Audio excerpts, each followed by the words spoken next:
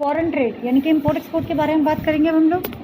State of India's foreign trade during British rule. पहला क्या है हमारा, exporter of primary products and importer of finish goods. तो हम पढ़ चुके हैं पहले भी। कौन कौन से हम चीज़ें थी, लाइक रॉ सिल्क, कॉटन, वूल, शुगर, इंडिगो, जूट एट्सेट्रा। ये कौन सी कैश क्रॉप्स जो है। Monopoly control of British rule. अब ब्रिटिशर्स ने देखो क्या किया, अभी आप यही चीज़ पढ़ोगे कि जो एक्सपोर्ट भी हुआ ना उस पर भी ब्रिटिशर्स ने अपना कंट्रोल कर रखा था। हम जिसको मर्जी एक्सपोर्ट नहीं कर सकते थे। देखो, more than half of India's foreign trade was restricted to Britain, more than half, while rest was allowed with few other countries like China, Sri Lanka and Iran. More than half किसको देना पड़ता था रॉ मटेरियल में? Britishers को। बाकी बचा कुछ है जो थोड़ा बच गया वो किसको देना था? China, Sri Lanka and Iran. ठीक है।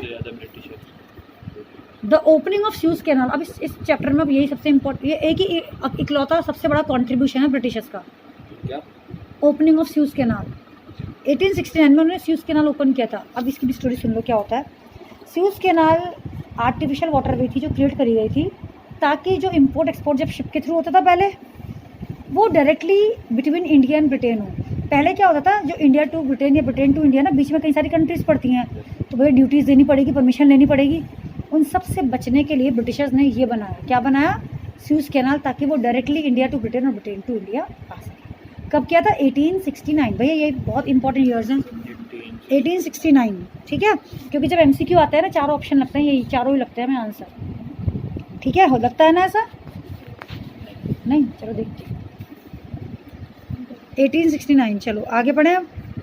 Drain of Indian wealth during British rule. British इतने चालाक थे, जो पैसा कमाते थे ना इंडिया से, वो इंडिया में थोड़ा खर्च करते थे। कहाँ खर्च करते थे? ब्रिटिशर्स के लिए।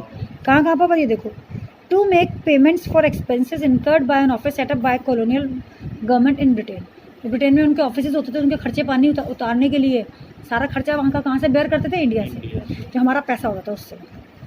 फिर to meet expenses on war fought by British government. British government की लड़ाई वॉर भी होती रहती थी, उसका खर्चा किससे होता था? हम लोगों से। To import invisible items. Invisible item मतलब services.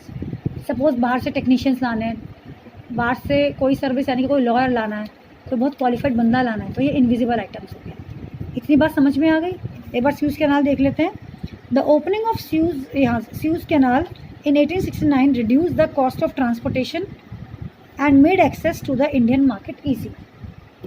The canal provided direct trade route for ships operating between Britain and India and avoided the need to sail around Africa. जहाँ जाएंगे भाई वहाँ खर्चा पानी देना पड़ेगा। Strategically and economically, it is one of the most important waterways in the world.